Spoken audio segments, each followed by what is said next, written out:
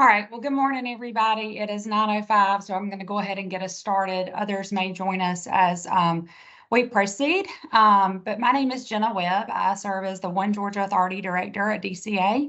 And we're here today to talk to you about the new Georgia Rural Workforce Housing Initiative. And I'm going to allow Samantha, one of my colleagues, to introduce herself and tell you what her role is. Sure. Thank you, Jenna. So my name is Samantha Carvalho, and I work with the Georgia Department of Community Affairs for the Office of Community Housing Development. We're really excited to be rolling out this program for you this morning. Should I go to the next slide? Yes, please. All right. So to give you a little background about what we're here to talk about today, just this past year in the governor's State of the State address, Governor Brian Kemp said, as we grow business opportunities across the state, affordable housing for our workforce will continue to be a growing need. That is why the Rural Workforce Housing Initiative was created in the amended FY23 budget. It was proposed in January and passed and signed into law in April, and we are now ready to roll out this program. So it's been a very fast-moving program for us. We're really excited to be partnering with our housing side of the team here at DCA to roll out this program. We have $35.7 million that we're ready to spread across the state of Georgia so that we can address these workforce housing needs all across the state. Go to the next slide, Sam. Yeah, let me just add one more thing to that, just to lay some context to the housing demand that we have in the state right now. As all of you probably know, housing has gotten really expensive. And the reason for that is because we have not been keeping up. The industry has not been keeping up with the demand, right? So Georgia's been growing. Before the 2008 housing crisis, we were pacing around the same amount of housing being built for the number of people coming to the state. And then after that, the economy, the housing construction industry really fell off a cliff, and we've been slowly trying to make up those gains.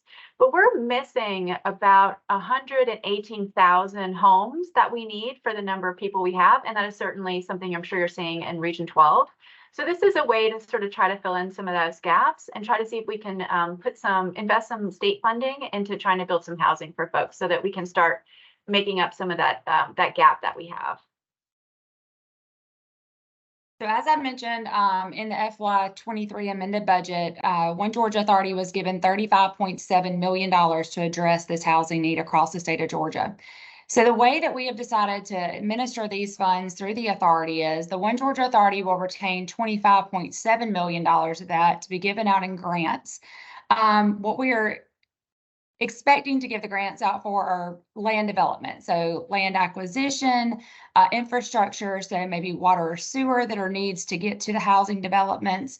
You may need wastewater treatment. There may be a stormwater issue. Anything to do with the infrastructure space is where we're looking to give grants for the $25.7 million through the authority. We are partnering with our DCA HFDD office to give them $10 million to work on the construction financing piece. That will be done in the form of a loan. The activity for that will be starter homes, and there will be a community application with a lender and a builder piece to that.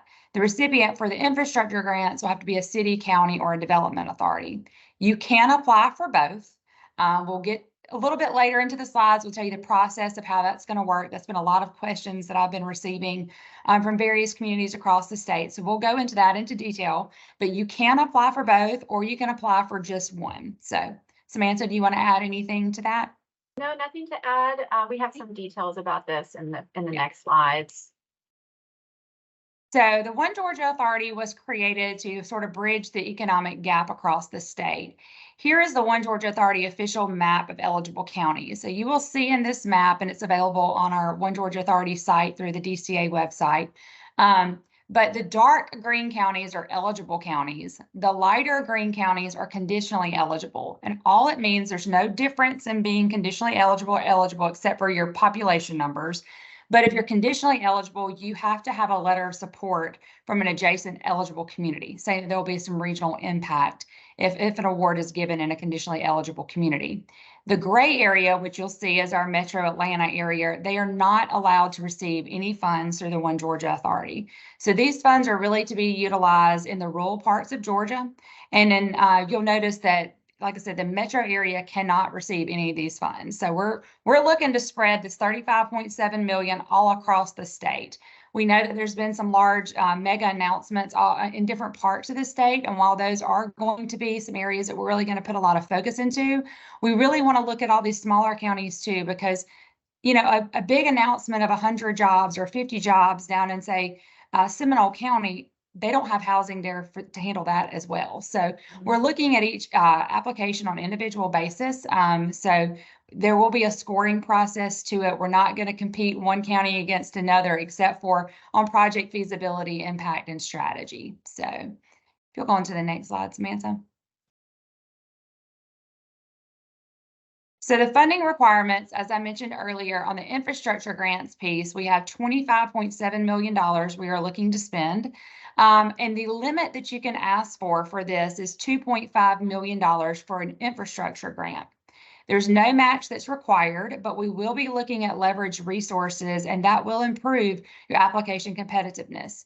Every time we take any type of application to our One Georgia Authority Board, the first question is, what's the local skin in the game? Okay, so we understand that not every county can do the exact same match, because some counties are going to be able to handle the financial piece of it a little bit better than others. So we look at that on a scoring process, but we do need to see some local skin in the game. There is no set formula for what that skin in the game needs to be.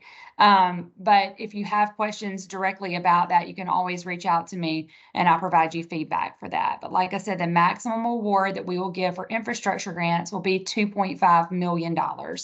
This is just for the Rural Workforce Housing Initiative. I know this program runs underneath our equity program, but our traditional equity limit will still be the $500,000 for capacity building for industrial development and recruitment. But for the housing piece, the limit will be $2.5 million. We will not be receiving or accepting applications for less than $250,000. So you need to be somewhere between 250 to 2.5 million in infrastructure grants.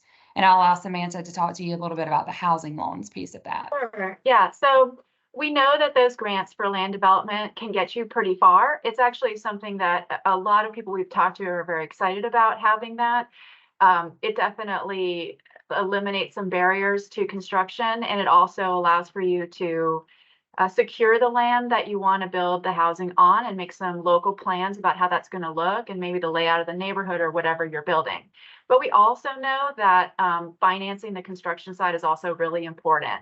So we're providing $10 million in loans. The maximum loan amount we'll do is $1 million. So hopefully we'll get, 10 good applications in to put out that 10 million and get it paid back, and then we can refund the loan pool. And some other slides we'll talk about, the application process, but we're only going to finance 40%, and we'll do it in very low interest. So we're expecting to do most of our loans at 0% interest.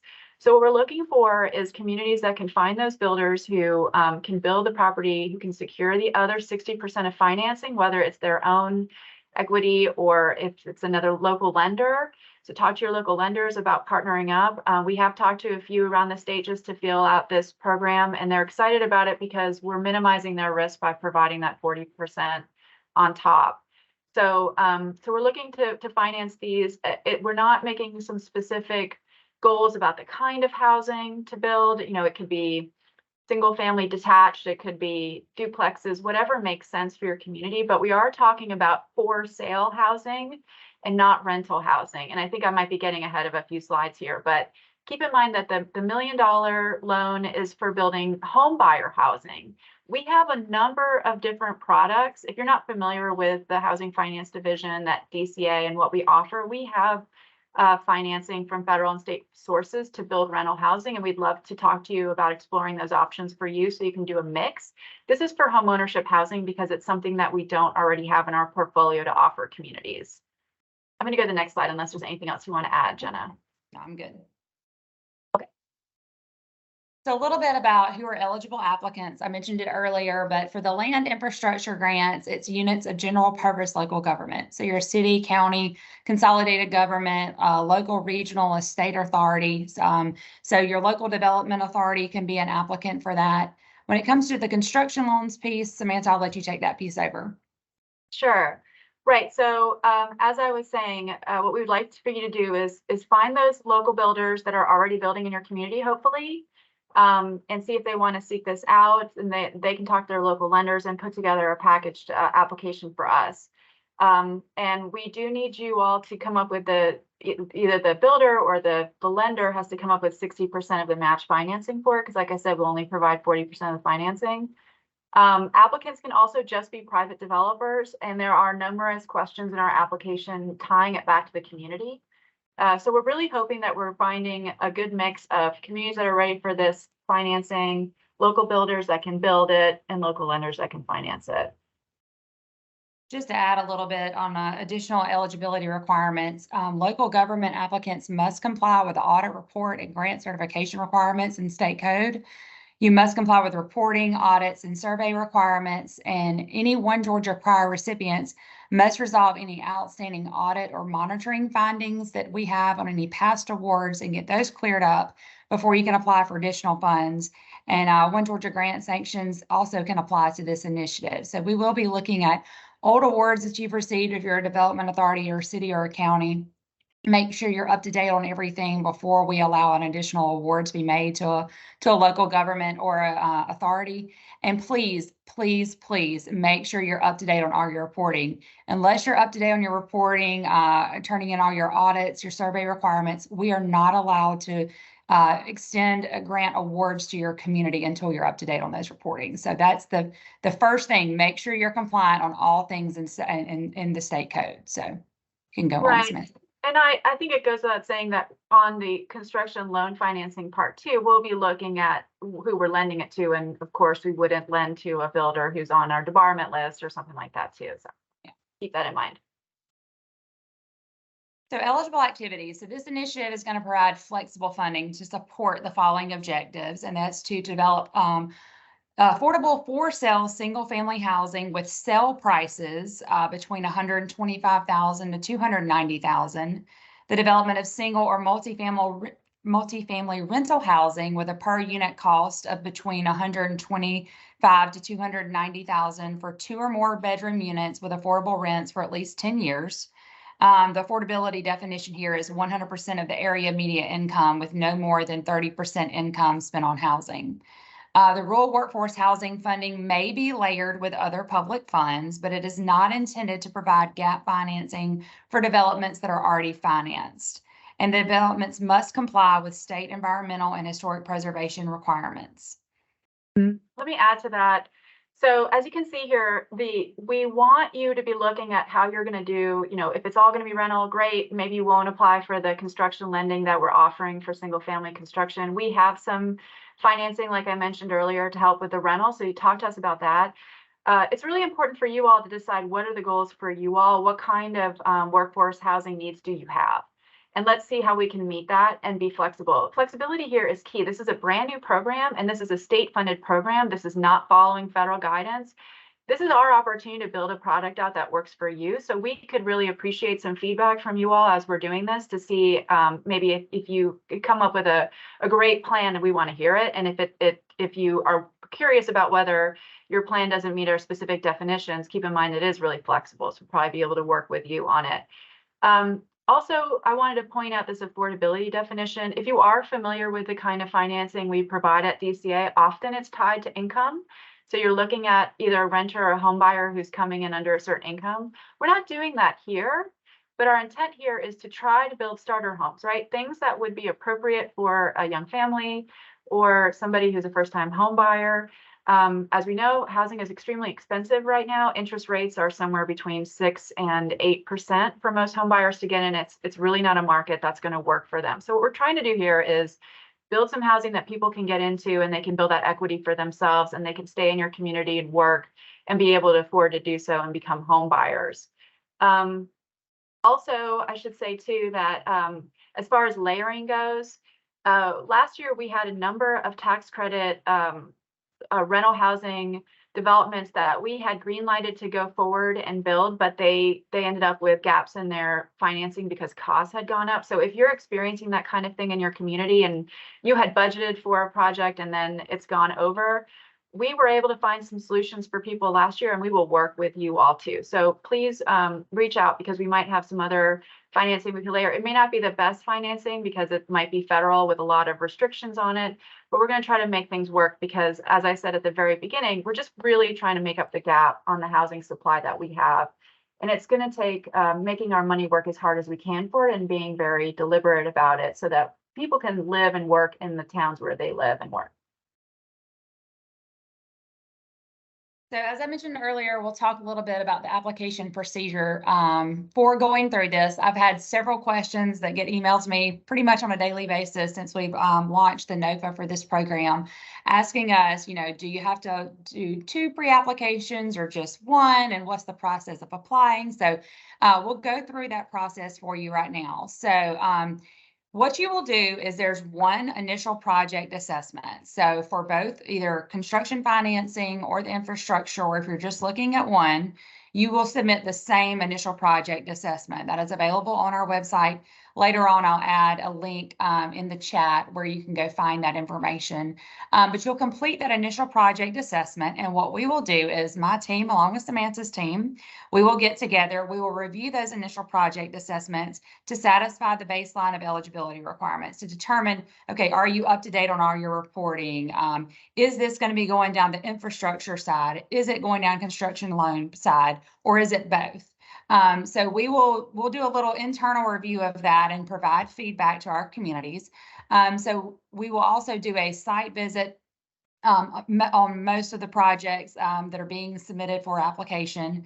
We'll provide technical assistance and explain to you the required application documents. So after we receive that initial project assessment review, we will follow up with you. And if you're looking for an infrastructure grant, we will provide you the application link for that, where you can then submit a full application. We will score it, take it to our One Georgia Authority board, and then you will receive either approval or denial for that application. If you're going down the construction loan application piece, you'll receive a different application link. And what'll be different about that is we will accept on the infrastructure piece quarterly applications. It follows our other cycles of our other applications and our other programs that we already have existing. But with a construction loan, it'll be a rolling basis, and awards will be made based on cost reasonableness, project team experience, leverage resources, and development objectives. And then the authority will delegate the underwriting responsibility to the senior lender when it's practical.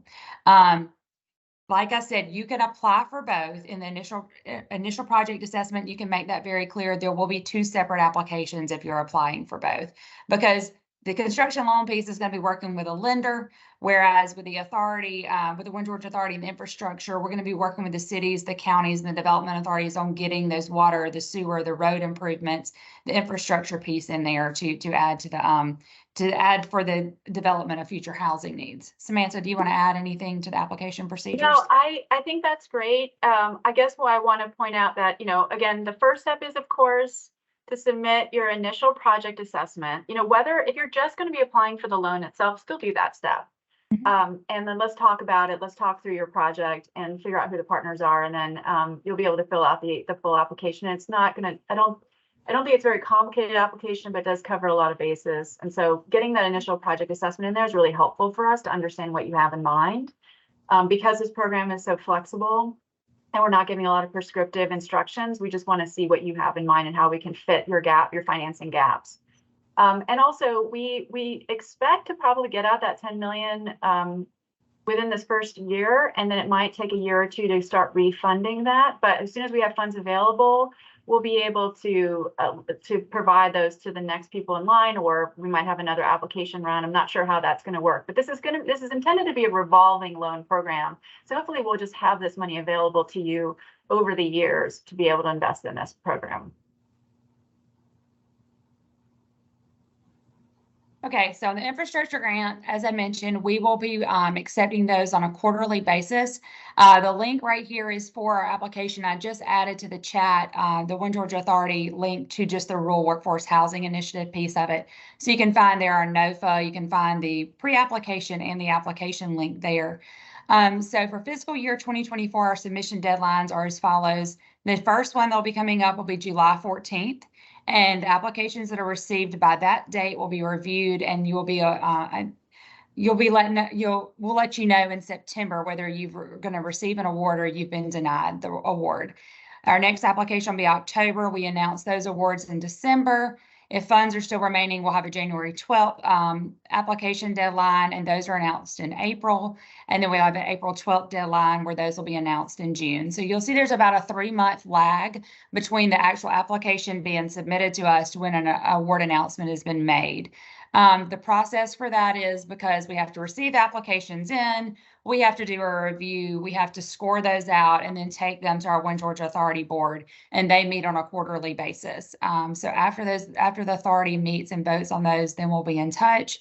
One other thing to just sort of note on this, I typically expect initial project assessments to be submitted 2 weeks prior to the actual deadline. So about June 30th is the deadline for the pre-application. If you have a question about that, I do work with you on that. The flexibility is there. I don't set a specific deadline because I do want to work with communities around, we've got July 4th. It'll be falling right before this first initial deadline. So, but you do need to allow us an opportunity as a team to sit down and review and provide feedback on those. So the first initial project assessment deadline will be June 30th. Those are submitted via email to oed@dca.ga.gov, and that is provided on the pre-application.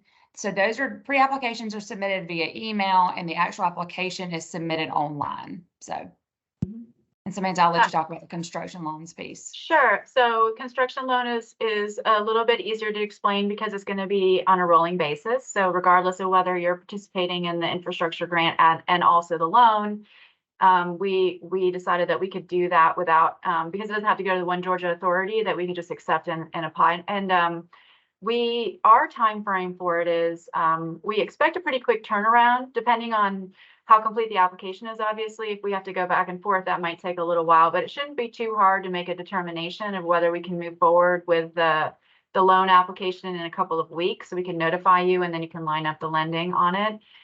There is one extra step, which is running it through historic preservation review, which could take up to 30 days or longer. So we'll explain that to you all as we go along in the process. And then the completion time frame, we say 2 years from award, and that's because what we don't want to have happen is to do all the infrastructure and have it just sit there, right? I mean, the purpose of this is to get as much housing out as possible. So we're looking for projects that not only meet the infrastructure requirements, but then also have a plan to start building immediately. If you are coming up 2 years after award and it's halfway completed and things that there have been delays, we understand that. Things are taking longer these days than they have in the past, and with big complicated projects, it's not likely you'll be able to pull everything off in 2 years, what with rezoning, permitting, whatever you might have to do on the front end. But the point of this is to say, we aren't doing this so that you can hold on to land for a long time before acting on it. We'd love to see people moving into this as soon as possible. And so that's why we're putting that 2-year limit on there. Also, I should say that at the beginning of this, we were supposed to tell everyone to put their questions in the chat if they wanted any. Fortunately, we have a lot of time and this is almost wrapping up. So if you have any questions from what we've had, please put in the chat, but otherwise we can start the question part pretty soon. So is your community ready? So the first question you need to ask yourself is, are you compliant with your state reporting? And then the next thing is, do you have a housing needs assessment? Samantha's added a couple of things right here, resources to consider for a housing market study guide. If you're a GET community, you probably already have that housing needs assessment done. You know what's needed in your community and you're ready to go. And then we also want you to look at your comprehensive plan. In your housing component of that comprehensive plan, what are you saying is a need? Because as Samantha just mentioned a second ago, we're not looking to just create pipe farms of infrastructure for housing and communities. We don't want to lay water and sewer and get roads ready without a developer ready to go.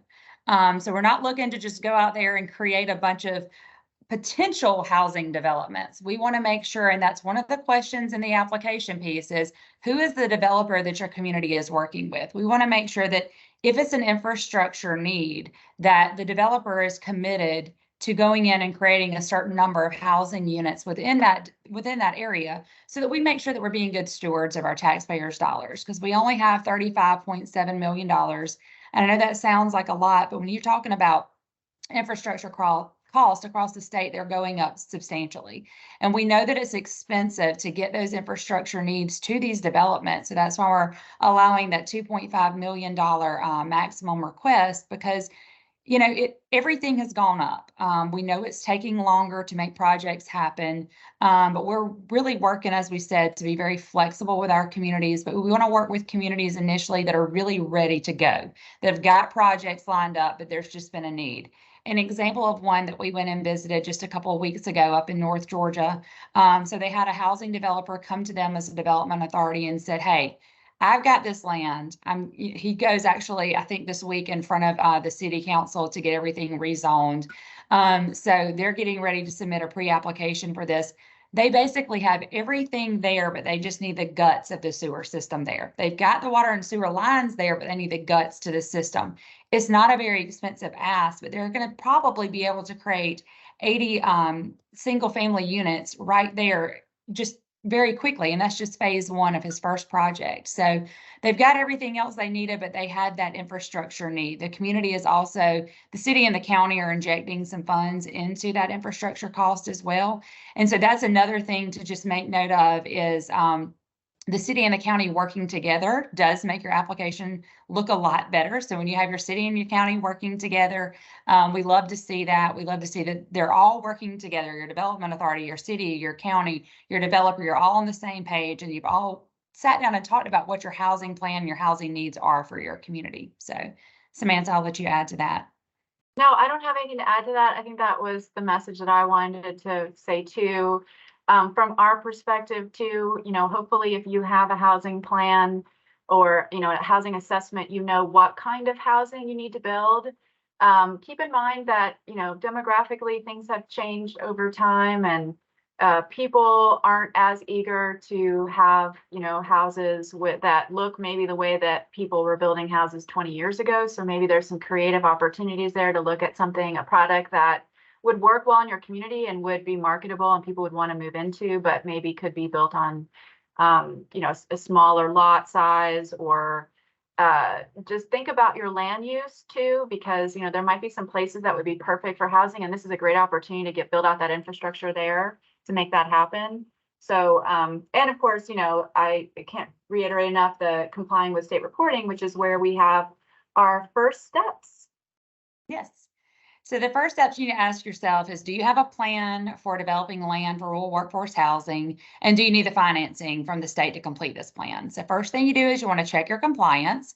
And then the second thing we want you to do as a community is schedule a meeting with your local DCA regional rep. And since y'all are just Region 12, you have the lovely Jennifer Fordham, who is your regional rep. So we encourage you to set up a meeting with her so that she can sit down and make sure that it's truly an eligible applicant, it's an eligible activity, and she'll communicate with us as well, walking through that process. So after you meet with Jennifer Fordham, you can fill out the initial project assessment to satisfy those baseline eligibility requirements, and we'll provide that technical assistance to the community to complete the full application. And then once the full application is received, we will review that and we'll provide, if it's the infrastructure piece, we'll take that, we'll score it and send it to our authority board for a vote. And if it's the construction financing piece, Samantha will be working with the lender on that. So, and I see that Jennifer has added her contact information into the chat. So if you did not have that, you have it now. So thanks, Jennifer. And then that's it. We've got plenty of time for questions. So you all let us know. I'm going to put this slide up too, so you have our email addresses, but that's the end of our presentation. I'm sure you all will have a lot to digest about this. You can go to our website that Jenna put on the in the chat and look over the documents. We'll be building that out as we go. So yeah, let's hear from y'all. If you can put it in the chat if you want to, or you can just unmute yourself and let us know what questions you have. And I will just, I'm so glad that Justin just asked that question, because that's what I was about to address. So we will be retaking this recording of this meeting and sending it to our communications team and having it added to our DCA YouTube channel so that you can go back to review that.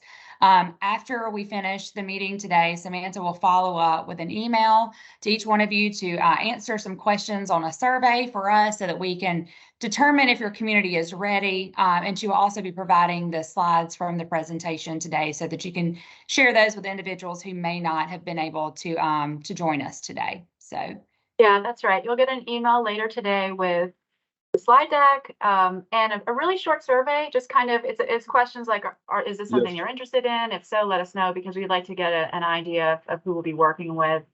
Obviously, if you're not quite ready, don't feel pressured to get started. We would like you to start thinking about this. My vision is to have every community in Georgia start looking at housing and seeing how we can fill the gap. So, even if you don't feel like you have a fully formulated plan yet, that is a good starting point just to start the conversation. That's what we want to start having with you all. I should also mention too that while there's no guarantee that we're going to have future financing for this, if this is really popular, I think the state legislature might refund it in the future. I think this is something we all realize is a demand. Also, I wanted to bring up a question that was raised during a previous session, which is, why is this happening? The housing industry changes, it seems like every decade we're facing a different challenge. And right now the challenge is just a lack of supply, which is driving up costs everywhere. And then frankly, we just don't have the number of builders we had a decade ago. That's something else I think the state could take a role in, trying to develop the workforce that we need to be actually building these units so that we can keep up with it. And of course, Georgia is a really popular state. I mean, especially in Region 12, a lot of people are relocating here. Families are growing. So it's great that the state is growing, but we're not meeting the needs for people to have the right kind of housing. And we're seeing a lot of folks having to commute long distances to get to their jobs, and we'd like to try to fix that. Okay, let's look at some of these questions we've gotten in so far. Let's see. Okay, so you asked about the recording of the presentation, the slideshow. Can somebody clarify the boundaries of Region 12, please? Okay, so thank you, Jennifer, for putting that map up. I wonder if I can put this up on the screen. Let me see if I can do that real quick, and that way you can see it a little bit bigger. And while you're doing that, Samantha, I just sort of mentioned, I know that some of you may not be from Region 12 that are on here. So if you don't know who your regional rep is, feel free to reach out to me, and we can definitely answer that and get that information to you. What we have decided to do with these webinars is we're doing 4 different ones to address the entire state area. Last week, I think we covered, was it 4, 6, and 7? Maybe Yeah, something like that, yeah. We have another one this afternoon that's going to cover regions 1, 2, 3, and 5. And then next week we'll be covering 8, 9, 10, and 11. So we tried to pick out regions across the state that are kind of similar, because we figured that the question and answers would be more of our meat of our program, other than just rolling out the initial information. So we wanted to make sure that the questions that were being asked in the specific webinars really, really touch the communities that we were talking to at that moment. So.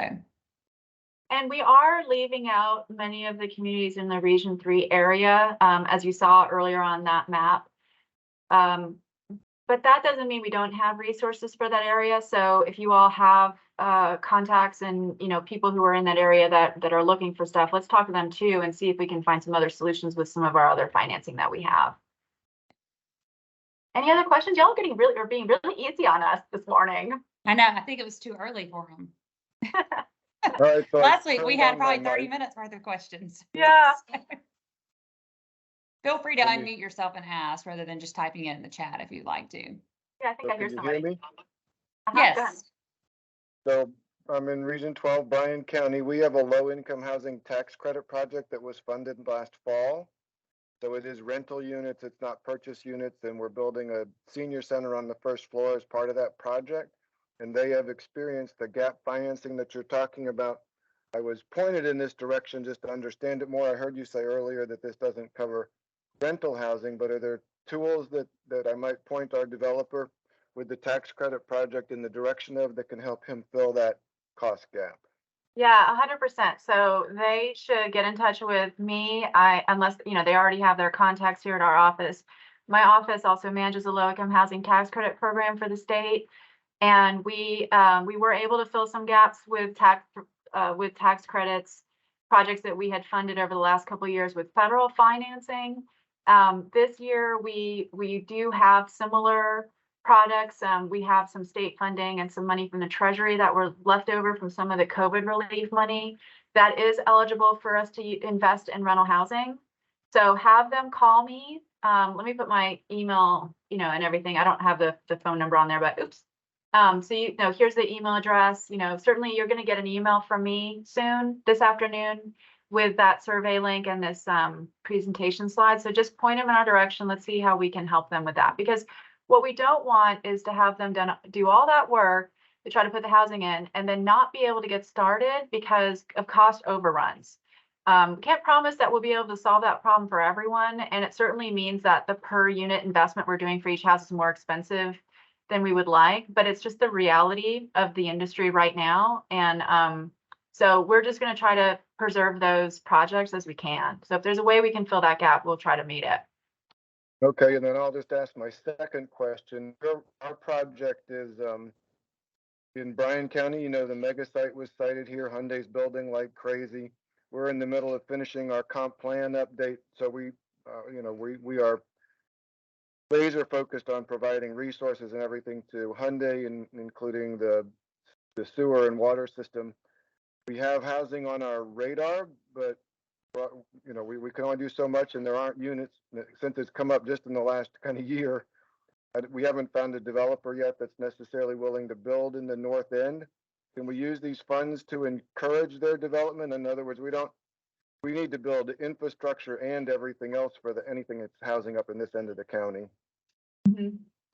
Well, I think that this is what we're trying to meet with this. When you say, Jenna, this is the kind of thing, if there's a way we can fill those gaps and try to incentivize development by what we're trying to do with the construction lending is just make the capital very cheap and easy to access. Mm-hmm. I shouldn't say easy because we are the government, but trying to figure out a way that, like, if that's going to be the barrier, there is that they just need a 0% interest loan on $1 million to build 10 to 20 houses or something, and that's what's going to make it work. That's why we want to invest the money here. Obviously we don't want to be spending money on something that somebody else could come up with a solution on their own. The purpose of this is to try to find those projects that without this financing wouldn't work, right? And so, yeah, so talk to us. And if they're trying to build homes for homeowners, and I say single family, I was about to say single family homes, but townhouses and other types of setups is fine too. But we're trying to see if we can meet the home ownership gap, because right now it's nearly impossible for folks, even if they were saving up money to buy a house a couple of years ago. A lot of people are being priced out of the market. We're hoping to be able to build these houses for much cheaper than what's at the market rate, and also provide some way to get people into that home ownership opportunity, which is a way to build wealth in this country, and it's a way to stabilize neighborhoods. If you have a lot of homeowners in a neighborhood, that's a more stable neighborhood. So there's a lot of benefits to that, but we build around 6,000 to 7,000 affordable rental units a year with our LIHTC program. So we want to see where we can make that money work as hard as possible too, and put that housing where it needs to go. So we're trying to fill the gap with homeowners, the need for homeowners, and the needs for renters too, affordable rentals. And just one kind of follow up to that. So we have both needs. It'd be expanding the septic or the sewer system infrastructure in the area if it's going to be a larger development, as well as jump starting the housing. So you can't apply for them both and get both in the same development. In that case, yes. The infrastructure might move the project forward, and the actual funds for the housing might be a little bit later, but we could time that. Yes, you can. That's right. And just something to add to that. So the link that I posted in the chat earlier, I encourage you to go there and look at the application, the pre-application, because we do want to know who the developer is that you're working with. As we said, we're not looking to just put a lot of pipe farms out there and be prepared for a developer. We want you to make sure that you've got a developer who's willing to work with the community already, so that we can get these funds out as quickly as possible, because we want to help the governor make a case for the needs for additional funds in future rounds, right?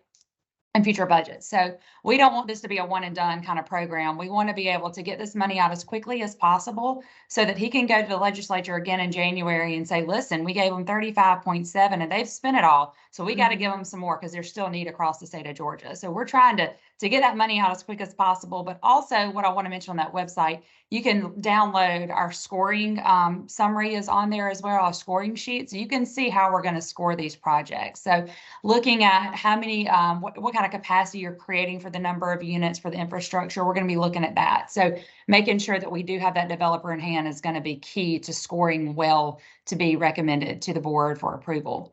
Does that answer your questions, Eric? Yes, thank you. Okay, there's been a couple more questions that have been added to the chat, and one is there a limit to the number of grants or the amount of funds that can go to any single region? The answer is no. We do not limit the number of grants that can go to a certain region or to a certain county, but typically we're not going to fund 3 or 4 different projects in one county at the same time. You're going to want to focus on one that is really ready to go. Once you get that one done, come back and apply for a different one. But we are looking to make sure that we are being good stewards of the taxpayers' dollars and not just land all the money in one region of the state. That's not really covering the mission of the One Georgia Authority. So we do want to make sure that we're spreading the money across the state of Georgia, but there is no limit to the number of awards that will be made to a certain community. Second question is, as a developer, I would include clean energy to our projects. Are there any additional funding or programs to support clean energy? There's not on the infrastructure piece. We're not looking at the clean side of that. Samantha, I don't know if you have anything in any of your housing programs that focus on that I'm not aware of. So sure. In our application, we say strongly encourage the use of green energy, energy efficiency, conservation measures like, permeable surfaces, that kind of thing. We're not requiring it, but we are encouraging it because it does lend to better building and better stormwater maintenance and other things. And also I'm going to be looking into just our office needs to look into some of the infrastructure financing that's coming from the federal government, because there are incentives and credits that are available. For example, and I don't know if this is something that you do, Kenneth, but when we're rehabbing old rental units with our LIHTC program, we're going to be looking at trying to figure out how to get all those developers the credits for having put in energy efficiencies and things like that. So there is financing available through the new infrastructure financing that was passed, I guess earlier this year. And we just haven't gotten our hands on how that's going to be implemented through our programs, because that's run through GFA. So I would encourage you contacting them, and certainly we can make that connection for you to see what the state has in mind for energy efficiency and green tech and green energy solutions for housing and other infrastructure needs. And then Justin, I'm going to read this question. Can communities apply for a grant to help fund land purchases, infrastructure, etc., and then a developer apply later for a construction loan for the project to go on the land that was purchased or improved by the community? And yes, that is the intent of this. That's part of the reason why we have the application split, where our loan for housing is on its own rolling basis. So the idea here is, let's say a community has some land and already has adequate infrastructure, and it might need a little bit of like hooking into it, for instance, but they just need the money to construct the housing on that land. That's what the loan can do on its own without getting the infrastructure grant. On the other hand, if you have a piece of property that's in a really great location to put housing in, and you just need the money to put the infrastructure in, you can get that grant, and then work with us on any of the housing finance products that we can make available to you for the kind of property you want to put on site. So it takes a little bit of planning on your part to figure out, like, okay, what exactly we want to do. But we do still want to have the projects run somewhat in tandem. So what we don't want to do, as we said earlier, is have you get the grant to put the infrastructure in and then nothing happens on site. Ideally, as soon as you've got that infrastructure ready to build onto, you've got the designs ready and the financing ready and the partnerships ready to build whatever kind of housing that's going to be, whether it's the single family housing developed through our loan program or LIHTC or other, rental assistance, or, if you've got other developers and partners who are coming in, we're hoping that maybe developing the property will lower the costs and the time necessary to do that. And that might incentivize a private developer to build for sale housing there, because for them, it'll be cheaper to do it because they've got all of the infrastructure already ready to go and they just need to build up from there. I'm going to read the next question, Jenna, unless you've got something to add to that. No, I'm good. All right, for the affordability definition, is no more than 30% income spent on housing mean 30% AMI or 30% of the individual's actual income spent on housing? So it is the 30% of the actual income of the individual's income. So we're trying to get out of the mindset of thinking about AMI, by the way, is area median income. So if you don't know where to find that information, I will send that to you. You know, you're going to get an email from me later today. You can email me back and say, like, what's the AMI for my county? And that's going to tell you, like across the state, the median income is 65,000. So a lot of our programs usually say we can provide housing for people at 50% AMI, right? So that would be half of what that median income is. Here we're looking at what is your median income, right? So if in your community median income is 50,000, let me try to do the math easier for myself. Let's say median income in your area is 60,000, then that means we're hoping that they're only spending $20,000 a year on their housing expenses, because the general rule is that for a household to have a healthy budget that enables you to be able to spend your money on a lot of things, you want to only be spending 30% of your income on housing. That is really unrealistic in today's age. A lot of people are spending 50 plus on their housing expenses, which means they don't have money to do other things with. People are really squeezed right now because, you know, transportation costs, their car notes, everything are really expensive too. So all families around the state and really everywhere in the nation are really squeezed, as you all probably know in your personal lives. So if we can figure out a way to keep the cost of construction low by subsidizing some of these elements, then the sale price could be low enough that a person whose median income in your area could reasonably afford to spend about 30% of their income on that note for that house, that mortgage. That's what we're aiming for here. And that's why we have that financing range of, you know, the limiting the sale cost. We looked at what was median income around the state, and we looked at like what would 30% of that be, and that's where that range comes from. You know, so in some places, median income, a person could reasonably, or a household could reasonably afford 290. And in some parts of the state, it's really better to be trying to get that lower range of like 125. But it's really going to be dependent on costs, construction costs, and other things that go into building, design features. So, you know, if local governments want to take a look at that, maybe waive some of those things in order to get this housing built a little bit cheaper. Of course, we don't want to be building housing that's ugly. We don't want to be building housing that's going to blow over in the wind, you know. So we're trying to find solutions where we can maybe just try to build that housing affordably so we can get as many home buyers in as possible so that those people can be successful and build that equity for their homes, for their households. Okay, so Patrick says, so 30% threshold solely for the for sale part of this. Yes, that's for the for sale part of it. We also have, I'm going to go back to the slide actually, where we talk about affordability, just to kind of get this back on your radar here. This is where we say the limit here. So we're talking right now about this affordability definition. For the single family homes, we're looking at sale prices, hopefully of around here, which kind of gives you an idea of your construction cost too. We will provide financing for the profit margin for the developers. We're hoping that though that they can build and sell around this amount. And then for the rental housing, same sort of thing, per unit cost.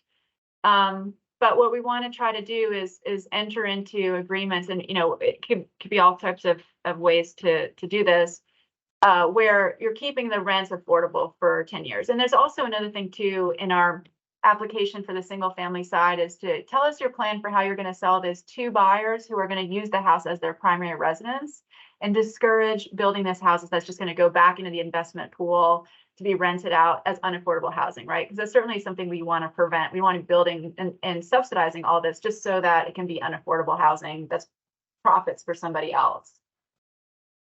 Okay, so then, so Patrick, I don't know if that really answered your question. For the rental housing, if you're going to be investing, or if you're going to be planning on using some of our other financing for rental housing through the low income housing tax credit and some other programs we have, there are numerous different AMI thresholds for that. We have one program that will fully fund the units, and the loans don't have to be repaid, but it requires that the tenancy is people who are 30% or lower. So, you know, there's a lot of different products we can do there. And our aim here is to just if your community is growing, let's say your community is growing, 5%, 10% every year, you should be building 5 or 10% housing that meets the incomes for the most affluent people with all the amenities that they want, all the way down to the folks who are working in the lowest income jobs in your community, right? We have products to support those people in that lower income range. And we also have now this product for people in that middle income range. And you all are on your own for the wealthy housing, but hopefully you're building enough of that too for the executives and other people who are moving in with these new companies. Okay, so Chris, I'm going to read this question. The scoring summary includes demographic need factors for a percent of people in poverty based on the county. Can this be adjusted for demographics within a city? No, so we look yeah. at that on a county basis. Yeah. So yeah, we don't adjust that for the city. Yeah, that's something that comes up a lot, especially in rural areas. It's difficult to do the income evaluation for an area where the census is picking up everybody in the town. So it's like sort of washing out the demographics, even though you might have some neighborhoods where you have, obviously this is how it is everywhere. You might have some low income people living in this neighborhood, some wealthy people living in this neighborhood, and then the census just pulls them all in one pool and just does the median income off of that. So there's always a little bit of nuance that goes into it. But this isn't an income driven program. This is an inventory driven program. We're just trying to build as much as possible. So let's talk about that with how that fits in with your particular circumstances and see how we can make that work. I have that conversation a lot with some other programs we have where the demographics don't really actually match the reality in the area that you're working in. We have 5 more minutes. I'll just add one thing, Samantha. So as Samantha mentioned earlier, we are going to be building out our website with more information as we go along in this program. So I'm taking a copy of each one of the questions that are put in each chat every time. We will be creating an FAQ sheet that we will put up on our website once we're done with all these regional webinars, so that we are making sure that the questions are being answered all across the state. So we will continue to build that site out as we gather additional information and get through this first cycle. Because it's, every time we work through something, that's the reason for the flexibility of the state program, is so that we can meet the needs of our communities in a very flexible manner. We are in the process of amending our current equity rules so that we can be more flexible with our scoring, with our accepting of applications and that information. So yeah. And I'll add to that. Let me pop up the thing here with our contact information. You'll get an email from me later.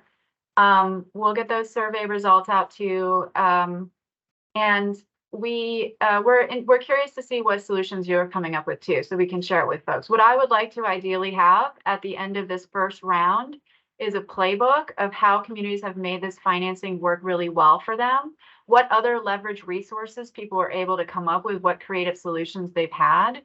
I'd like to be able to tell the governor's office how much housing we've been able to build and exceed our expectation for what we think we can do with this program based on what you all are bringing to the table too. So it's an exciting opportunity to do something new and to meet the needs around the community.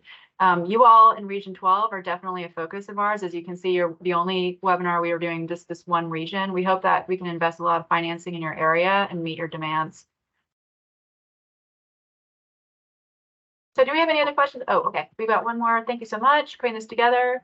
As a developer, we'd love to partner, collaborate with anyone. Oops, I just went up one, so I didn't read the rest of it. Anyone on the call in an effort to deliver affordable housing. So thank you for that, Samantha, for sharing your LinkedIn there.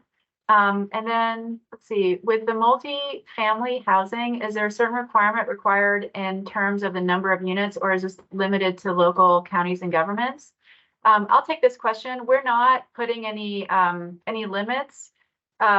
We expect to get a real variety of locally driven solutions, and also just there are, for every program that we have that we can layer onto this, there's going to be certain requirements for each one. So it's just really going to be dependent on the financing that comes in. And even if you're not using any state financing, we're open to seeing. We don't have like a expectation for how many units would be coming out of that 2.5 million.